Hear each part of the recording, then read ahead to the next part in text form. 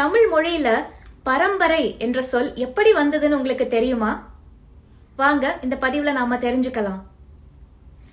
முதல் தலைமுறை, அதாவது ஃபர்ஸ்ட் ஜெனரேஷன் தான் நாம. இரண்டாம் தலைமுறை நம்ம அப்பா அம்மா. மூன்றாம் தலைமுறை நம்ம பாட்டன் பாட்டி. நான்காம் தலைமுறை பூட்டன் பூட்டி. ஐந்தாம் தலைமுறை ஓட்டன் ஓட்டி. ஆறாம் தலைமுறை சேயோன் சேயோள்.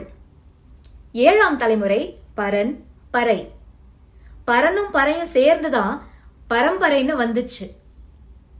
எவ்வளோ ஒரு ஆழ்ந்த சிந்தனையோட 7 தலைமுறைக்கு பரம்பரை இப்படி ஒரு அழகான வார்த்தையை நம் முன்னோர்கள் உருவாக்கி இருக்கிறாங்க.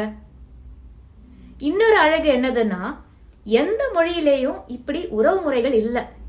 இது தமிழுக்கு உரிய ஒரு தனி சிறப்பு. இந்த உறவு முறைகளையும்